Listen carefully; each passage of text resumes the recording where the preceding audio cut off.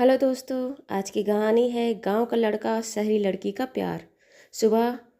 अब दोस्तों हर सप्ताह सोमवार बुधवार और शनिवार आपसे मिलेंगे एक नई कहानी के साथ सुबह 11:30 बजे। सुबह के 10 बज रहे थे। आज से शुरू होने वाला क्लास नए नए आए बच्चों से खचाखच भरा था। कुछ देर में टीचर आने वाले थे।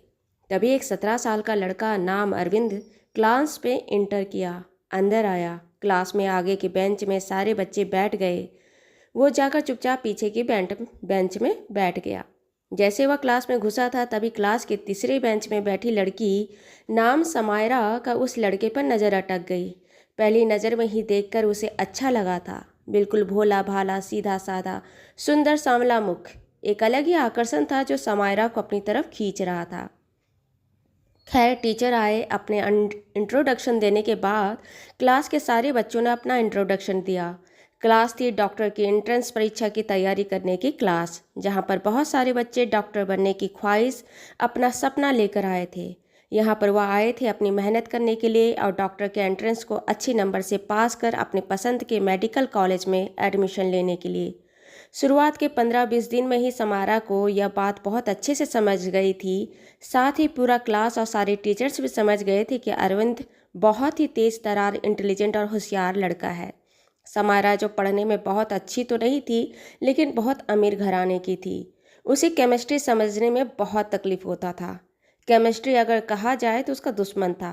जब उसने देखा कि अरविंद का केमिस्ट्री में भी हाथ बहुत अच्छा है, उसका कॉन्सेप्ट बहुत क्लियर है, तो वह आगे बढ़कर अरविंद से कही कि अरविंद, मुझे तुम थोड़ा मदद कर दिया करो। मेरी केमिस्ट्री अच्छी नहीं है। समझ में नहीं आता कि इक्वेशन में कहाँ से ऑक्सीजन आता है, क्यों हाइड्रोजन भाग जाता है। इधर से हाइड्रोजन आता है, उधर दूसरा गैस भाग जाता है। समझ नहीं आता। उसके बोलने के अंदाज से अरविंद हंस पड़ा।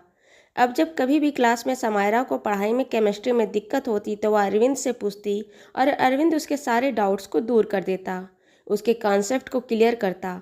धीरे धीरे समायरा और अरविंद की दोस्ती गहरी होती गई। 6 महीना होते होते समायरा ने एक दिन अरविंद से अपने प्यार का इजहार की। अरविंद कहा कि समायरा, तुम बहुत अच्छी लड़की हो, बहुत बड़े और अमीर घराने की हो, शहर में पली बड़ी हो, आधुनिक सोच वाली हो, लेकिन मैं मिडिल क्लास फैमिली का लड़का हूँ, गांव से बिलोंग करता हूँ और यहाँ अपने डॉक्टर बनने की ख्वाहिश को पूरा करने के लिए आया हूँ। तेरा मेरा कोई मेल नहीं। समायरा कही, तुम सिर्फ हम दोनों की परिवेश रहन सहन उठना बैठना देख रहे हो। ये कभी देखे हो कि आज हम दोनों की दोस्ती कितनी है। कितनी बार ऐसा होता है कि तेरा बिना कुछ कहे मैं तुम्हारी मन की बात समझ जाती हूँ और तुम बिना कहे मेरे मन की बात समझ जाते हो। क्या इतना अंडरस्टैंडिंग काफ़ी नहीं होता? एक दूसरे को इसमें इससे ज़्यादा क्या समझ सकते हो? शादीशुदा जीवन और प्यार भरा जीवन में और क्या चाहिए? एक दूसरे को समझना ही तो काफ़ी है और ज़िंदगी आसानी से निकल जाती है। अरविंद कहा कि ज़िंदगी जितना आसान तुम समझ रही हो उतना आसान नहीं है। समायरा बोली, मैं तुम्हारी बातों को नहीं समझती और मैं समझना भी नहीं चाहती। मैं बस इतना जानती हूँ कि मैं तुमसे बहुत प्यार करती हूँ और तुम भी इस बात को मानो कि तुम भी मुझसे प्यार करते हो। सिर्फ इस बात के लिए कि हमारा परिवार का हैसियत एक जैसा नहीं है, इसकी वजह से हम एक नहीं हो सकते, हमारा रिश्ता नहीं हो सकता, यह गलत है। अरविंद उसके प्यार को स्वीकार नहीं किया। दिन बीते, 3-4 महीना और निकला। अरविंद समायरा को पसंद करता था, लेकिन मन में उसके लिए ऐसी कोई बात नहीं थी।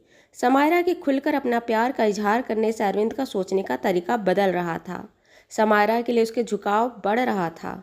आखिरकार अरविंद भी उस अपने मन के आगे हार गया। उसने समायरा के प्यार को प्रस्ताव को स्वीकार किया। अब वो दोनों एक दूसरे के प्यार भरे रिश्ते में थे। कुछ समय बाद डॉक्टर के एंट्रेंस की परीक्षा हुई, जिसमें अरविंद बहुत अच्छे नंबर से पास कर अपने पसंद के मेडिकल कॉलेज में एडमिशन लिया। वहीं समायरा एंट्रेंस एग्ज़ाम पास नहीं कर पाई। उसने बायोटेक में एडमिशन ली। बायोटेक में एडमिशन लेकर जब वो अपनी पढ़ाई कर रही थी, इसी बीच उसका घर जो एक पॉश एरिया में था, बहुत बड़ा बंगला था, उसकी माँ ने अपने बंगले के नीचे के पूरे फ्लोर को एक अच्छा शोरूम में कन्वर्ट कर कपड़ों की दुकान खोली, जिसमें रेडीमेड लेटेस्ट डिज़ाइन के सूट, कुर्ते, लेडीज़ की साड़ी, ब्लाउज और शादी के डिजाइनर लहंगे चोली मिलते थे। माँ की मदद करने के लिए समायरा भी उसमें शामिल हो गई। धीरे धीरे समायरा का कपड़े के इस बिज़नेस में ही मन ज़्यादा रहने लगा। उसने बायोटेक क्लियर तो किया, लेकिन उसका मन बिजनेस में ही आ गया था। इधर अरविंद अपनी डॉक्टर की पढ़ाई पूरी कर रहा था। जब तक उसकी डॉक्टर की पढ़ाई पूरी हुई और वह डॉक्टर बना, तब तक समायरा ने अपने परिवार की मदद से और अपने बलबूते काबिलियत से शहर में अपने कपड़ों के 3 शोरूम खोल चुकी थी। अपने कपड़े को एक अलग ही ब्रांड बनाकर स्थापित कर चुकी थी। उसका बिजनेस अच्छा चल रहा था। अब समायरा इंतजार कर रही थी अरविंद का पढ़ाई खत्म होने का। अरविंद की पढ़ाई खत्म होने पर उसके माँ पिता अपने डॉक्टर बेटे के लिए एक अच्छी लड़की की तलाश कर रहे थे। तभी अरविंद ने अपने माँ पिता को समायरा के बारे में बताया। अरविंद के माँ पिता समायरा के रिश्ते के लिए बिल्कुल भी तैयार नहीं थे, लेकिन अरविंद ने अपने माँ पिता को विश्वास दिलाया कि आप जैसा सोच रहे हैं वैसा कुछ नहीं होगा। वह बहुत अच्छे से हमारे घर में एडजस्ट कर लेगी। आप सिर्फ हम दोनों का परिवेश का अंतर समझ रहे हैं, लेकिन हम दोनों एक दूसरे को बहुत अच्छे से समझते हैं। अरविंद अपने माँ पिता को वही सब बातों से मना रहा था, वही तर्क दे रहा था जो कभी समायरा ने अरविंद को मनाने के लिए दिए थे। हम एक दूसरे को बिना कहे सब कुछ समझ जाते हैं और ज़िंदगी में इससे ज़्यादा और क्या चाहिए। मैं अपना कैरियर में फोकस हूँ, वह अपने कैरियर में पूरी तरह से फोकस है। हम एक दूसरे के घर को अपना सकते हैं और फल फूल सकते हैं। अरविंद के बहुत समझाने पर अरविंद के माँ पिता दिल से तैयार नहीं होने के बावजूद भी अपनी बेटी की खुशी के लिए समायरा को अपनाने के लिए तैयार हो गए। इधर समायरा के माँ पिता भी अरविंद को पसंद तो करते थे, लेकिन उसके परिवेश और उसकी बेटी के परिवेश में अंतर होने के कारण दोनों के रिश्ते के लिए तैयार नहीं थे।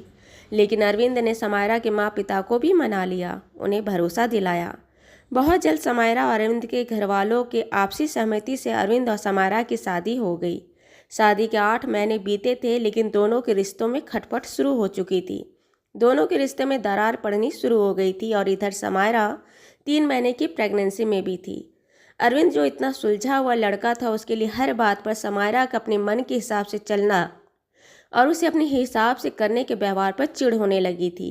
और वही समायरा अपने रिश्ते से पहले अपना परिवार, उनकी खुशियों को ऊपर रखना, हर बात पर अरविंद के द्वारा रोक टोक के कारण आदत से खींच रही थी। खैर, किसी तरह 9 महीने और निकले। उसने एक प्यारे बेटे को जन्म दी और समायरा और अरविंद एक बहुत प्यारे बच्चे बेटे के माँ बाप बन गए। पौने 2 साल की शादी में समायरा और अरविंद एक प्यारे से बेटे के माँ पिता बन गए थे। लेकिन इन पौने 2 साल की शादी में दोनों प्रेमी प्रेमिका से पति पत्नी फिर माँ पिता का बनने का फासला तय किए थे। लेकिन एक दूसरे के मन से भी दूर होने का फासला भी तय हुआ था। अरविंद के परिवार वालों ने और समायरा के परिवार वालों ने दोनों से कहा कि तुम लोगों की ज़िंदगी में बहुत कुछ जल्दी जल्दी हुआ। शादी हुआ, तुरंत बच्चे हुए, एक पूरा परिवेश से दूसरा परिवेश में रूपांतरण हुआ। सब कुछ 2 मिनट इंस्टेंट मैगी की तरह एक दूसरे को अपनाना, एक्सेप्ट करना बहुत मुश्किल होता है। जितना हम सोचते हैं, जितना हम प्यार में होते हैं, लेकिन हकीकत उससे कहीं ज़्यादा अलग होता है। थोड़ा समय दो अपने रिश्ते को, सब ठीक हो जाएगा। अरविंद और समायरा भी सबकी बातों को सुनकर समझ रहे थे कि शायद सब कुछ ठीक हो जाए। शायद घर वाले ठीक कह रहे हैं। सबकी मर्जी के खिलाफ सबको अपने प्यार के लिए समझा बुझाकर एक दूसरे से शादी किए थे। अब 2 साल में इस बात के लिए उन लोगों को समझाना बुझाना तैयार करना कि हमारी आपस में बनती नहीं, उनके लिए एक शर्मिंदगी का विषय था। लिहाजा वह बहुत कोशिश कर रहे थे अपने रिश्ते को बचाने के लिए, अपने रिश्ते को ठीक करने का, लेकिन ऐसा कुछ हो नहीं रहा था। दोनों के बीच में दूरियां काफ़ी आ रही थी। समायरा अधिकतर समय अपने शहर में ही रहती, वहाँ पर उसका बिजनेस था, अपना बिजनेस देख रही थी और बहुत ही कम समय के लिए वह अरविंद के घर वालों के साथ रहती। अरविंद के घर वाले भी उस पर ज़्यादा दबाव नहीं डाल रहे थे कि तुम्हें इस तरह रहना है, कि तुम्हें उस तरह रहना है। वो भी कोशिश कर रहे थे कि समायरा उनके परिवेश में भले ही अपनी मर्जी से अपने हिसाब से रहे, लेकिन उनके परिवार से जुड़कर रहे। दोनों परिवार अपनी अपनी जगह पर अपने अपनी स्थिति से कोशिश कर रहे थे। अरविंद और समायरा भी कोशिश कर रहे थे, लेकिन एक दूसरे को एक नई परिवेश से जोड़कर एक नए अवतार में एक दूसरे को हजम करना दोनों को ही बहुत मुश्किल हो रहा था। लिहाजा 3 साल होते होते दोनों ने तलाक के लिए कोर्ट में अर्जी फाइल कर दी। तलाक की अर्जी फाइल होने के बाद दोनों आपसी सहमति से तलाक चाह रहे थे। लिहाजा कोर्ट ने 6 महीने का समय और दिया कि यह 6 महीना आप साथ में रहें और अपने रिश्ते को सुधारने की कोशिश करें। अगर यह 6 महीने में कुछ नहीं होता है तो फिर आपका तलाक मंजूर कर ली जाएगी। समायरा अरविंद के घर में थी। तभी इस दौरान समायरा की मौसी सास उनके घर कुछ दिनों के लिए आई। मौसी सास समायरा के ठेठ गांव की सासू जी से उल्टी एक शहर में बसी और शहरी रंग के हिसाब से रंगी हुई थी। क्यों? क्योंकि वह शहर में रहती थी। वह शहर में रहकर शहर की तरह ही खुला दिमाग, रहन सहन, बात व्यवहार सब शहर की तरह हो गई थी। लेकिन फिर भी उसकी मौसी सास तारा और समायरा की सासू जी नैना, दोनों बहनों के बीच में बहुत प्यार था। तारा जी को नैना जी ने समायरा और अरविंद के रिश्तों का उतार चढ़ाव और खटपट के बारे में पहले ही बता दी थी। जब मौसी सास तारा जी उनके घर आई तो समायरा को उनसे नज़दीकी हुई। उनका खुला व्यवहार, उनकी सुलझी हुई बातें समायरा को बहुत अच्छी लगी। एक दिन समायरा, अरविंद और तारा जी साथ बैठी थी। बातें हो रही थी और बात होते होते समायरा और अरविंद के तलाक की भी बात होने लगी। बातों ही बातों में समायरा मौसी जी से पूछी, हम दोनों बहुत प्रेम करते थे, एक दूसरे के थे, एक दूसरे के लिए जीते थे। एक समय था जब हम दोनों बिना कहे एक दूसरे की मन की बात समझ जाते थे, एक दूसरे की ताकत थे। हमारी शादी के लिए हमारे घर वाले तैयार नहीं थे, लेकिन हमने अपने घर वालों को अपने प्यार के लिए मनाया, साथ में रहने के लिए इतना संघर्ष किया। और आज जब हम साथ हैं तो हम एक दूसरे से भागने के लिए संघर्ष कर रहे हैं, एक दूसरे से दूर होना चाहते हैं, एक दूसरे को देखना पसंद नहीं करते। ऐसा क्या हो गया? हमसे कहाँ गलती हो गई? हम समझ नहीं पा रहे। मैं समझ नहीं पा रही कि वह प्यार आज खत्म क्यों हो गया। तारा जी जो अपने जीवन के अनुभव से बहुत कुछ सीखी थी, बहुत कुछ देखी थी, उन्होंने जीवन के अनुभव को महसूस किया था। उन्होंने कहा कि जब तुम दोनों नए नए शादी किए थे तब तुम दोनों जैसे साथ रहते थे, आज तुम्हारे बेटे के आने के बाद तुम्हारी ज़िंदगी वैसी ही है क्या? तुम दोनों के जीवन में कुछ अंतर आया है क्या? अरविंद ने कहा, नहीं, बहुत कुछ बदल गया। जैसे पहले बेफिक्र से हम रहते थे, या जैसा हमारा सोचना था या हमारा रहने का तरीका था, बच्चे के आने से हमारा मन का भाव बदल गया। अब हम अपने लिए बहुत सतर्क हो गए। अब मन में हमेशा ख्याल आता है कि मैं ऐसा करूँगा तो मेरा बच्चा पर क्या असर होगा, अगर मुझे कुछ हो गया तो मेरे बच्चे का क्या होगा। हम ऐसा क्या करें कि मेरा बच्चा हमेशा सुरक्षित रहे। उसके आगे के जीवन के लिए प्लानिंग करता हूँ, उसकी अच्छी पढ़ाई लिखाई हो, उसकी परिवेश अच्छी हो। हम दोनों साथ में होते हैं या हमारे साथ वह भी होता है तो हमें यह नहीं लगता कि हम पति पत्नी को निजी पलों की ज़रूरत है। हमारे बच्चे के साथ होने से हमें हमारा पूरा परिवार होने का महसूस होता है। तारा जी कही कि यही तो तुम्हारे सवालों का जवाब है। जब तुम दोनों एक साथ थे, एक दूसरे के साथ थे, तो तुम दोनों एक दूसरे को वैसे ही अपनाए थे जैसे तुम थे, ऐसे ही पसंद किए थे जैसे तुम थे। और तुम्हारा प्यार होने का वजह भी यही था कि तुम दोनों तुम्हारे असली रूप में होने की वजह से तुम्हें प्यार हुआ था। एक दूसरे को समझते थे, तुम्हें एक दूसरे से कोई उम्मीद नहीं था, तुम्हें एक दूसरे के ऊपर कोई कंट्रोल नहीं था। तुमने एक दूसरे को पसंद किया तुम्हारे वास्तविक रूप होने से। लेकिन जब तुमने अपनी शादी के लिए अपने घर वालों को मनाना शुरू किया, अपने परिवार को जोड़ना चाहा, शादी करके आए, तो तुम दोनों के साथ साथ तुम्हारे साथ ढेर सारा परिवार भी जुड़ा, उनका रिश्ता भी जुड़ा। तुम सिर्फ कल प्रेमी प्रेमिका थे, आज तुम पति पत्नी हो। आज तुम पत्नी के साथ साथ बहू हो, किसी की भाभी हो, किसी की चाची हो, किसी के घर की दुल्हन हो, किसी के घर का नाम जुड़ा है तुम्हारे नाम के पीछे। या फर्क आया। तुम्हारा पति कल तुम्हारा प्रेमी सिर्फ तुम्हें प्रेमी की नज़र से देखता था, लेकिन आज एक पति होने के साथ साथ वह उम्मीद करता है कि तुम उसके घर वालों की बहू की उम्मीद पर खरा उतरो, तुमसे अच्छी बहू बनने की उम्मीद करता है। तुम भी तो अपने पति से यही उम्मीद करती हो कि तुम पति तो हो, लेकिन तुम्हारे घर वालों के लिए एक अच्छा दामाद भी बने। जब एक इंसान अपना वास्तविक होने के साथ साथ अलग अलग रिश्तों का दायरा और उसकी पहचान से जुड़ता है, नए नए रिश्तों के नाम से जुड़ता है, तो पति पत्नी के रिश्ते में होने का आधार बदलता है, इसका मतलब बदलता है। तुम दोनों के साथ भी यही हुआ। तुम दोनों जैसे थे वैसे ही एक दूसरे को अपनाए, लेकिन आज जब शादी कर लिए हो तो तुम समायरा अपने पति से उम्मीद करती है कि तुम्हारा पति भी बने, तुम्हारे घर परिवार का दामाद भी बने, तुम्हारा साथी ऐसा जीवन साथी जो बने जो तुम्हारी खुशी के लिए तुम्हारे लिए खड़ा रहे, तुम्हें कभी बदलने की कोशिश ना करे। और अरविंद, तुम अपनी पत्नी से यह चाहते हो कि तुम्हारी पत्नी तो बने, लेकिन एक माँ बनने के साथ साथ तुम्हारे माँ पिता की बहू भी बने। तुम दोनों पति पत्नी एक दूसरे के लिए तो हो, लेकिन बहू और दामाद बनने के लिए सिर्फ नाम से नहीं होता। उनके घर के रीति रिवाज से लेकर उनके रहन सहन, उनके मन में जगह भी बनाना पड़ता है। यही बात होती है तकरार की। दोनों परिवार के लिए वह कैसे होते हैं यह बाद में आती है, लेकिन पहले तकरार पति पत्नी के बीच में ही आता है कि तुम मेरे परिवार के हिसाब से क्यों नहीं हो, तुम मेरे परिवार को खुश क्यों नहीं की। बस यही तुम दोनों के बीच में हो रहा है।